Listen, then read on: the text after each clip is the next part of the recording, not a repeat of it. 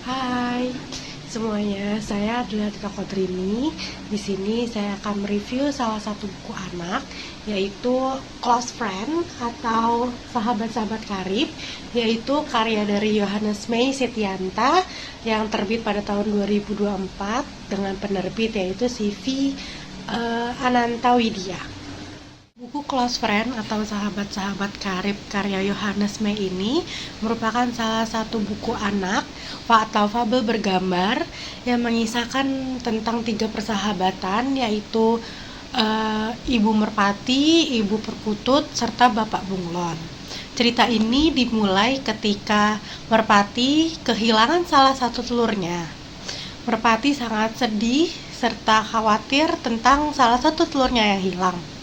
Ibu Merpati kemudian mencari dari satu dahan ke dahan lainnya, namun ia juga tidak menemukan telur tersebut. Hingga sampai akhirnya ia berhenti di salah satu dahan, kemudian bertemu dengan Bapak Bunglon, yaitu salah satu sahabat dari Ibu Merpati tersebut. Bapak Bunglon yang melihat kegelisahan Ibu Merpati kemudian bertanya. Lalu Ibu Merpati menjelaskan bahwa ia telah kehilangan salah satu telurnya.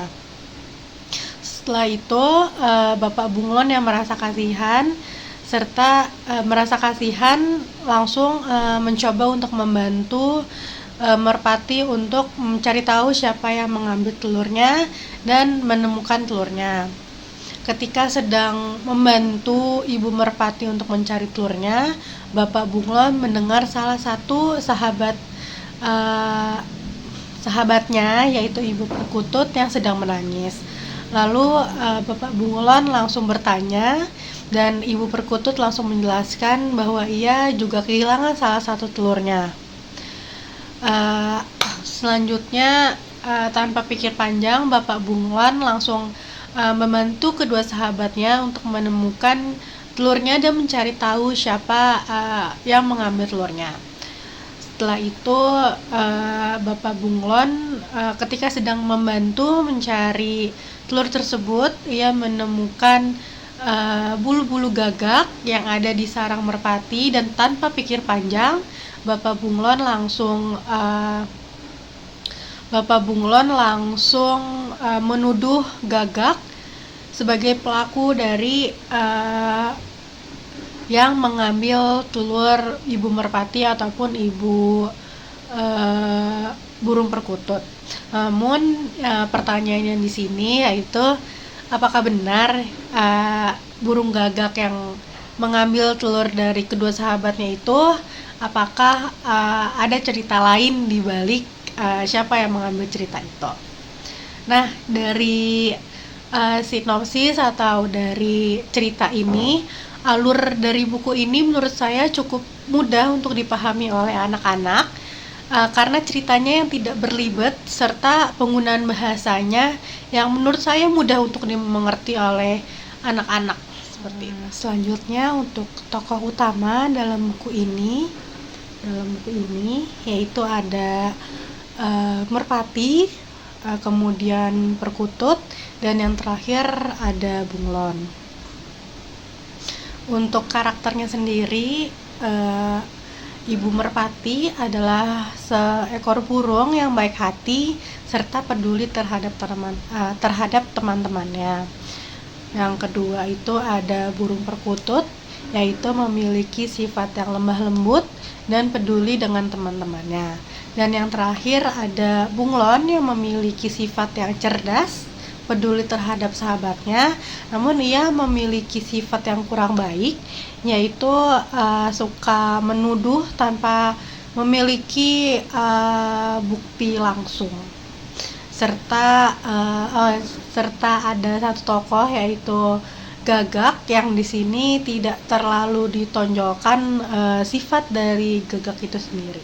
Selanjutnya untuk pesan yang ingin disampaikan pada buku ini yaitu salah satunya tentang nilai persahabatan yang kuat, yaitu hubungan persahabatan tanpa mengenal perbedaan mereka, yaitu perbedaan yang dimiliki oleh Bunglon, Ibu Merpati, serta Ibu Perkutut.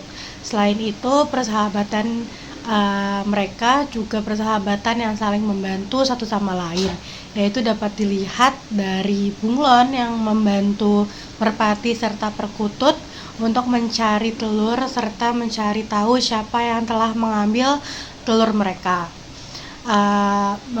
Menurut saya pesan dari yang ingin disampaikan pengarang dari buku ini cukup mudah untuk dimengerti oleh anak-anak, karena pesan yang disampaikan dalam buku ini itu bersifat tersurat, yaitu pesan yang ingin disampaikan secara jelas disampaikan oleh pengarang agar mudah dimengerti oleh anak-anak. Selanjutnya, untuk bahasa yang digunakan pada buku ini itu menggunakan dua bahasa, yaitu bahasa Indonesia serta bahasa Inggris.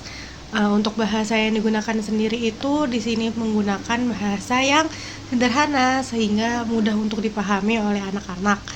Selanjutnya, untuk gaya penulisan di buku ini itu lebih ke naratif, namun ada gambar-gambar atau ilustrasi yang memudahkan anak untuk berimajinasi.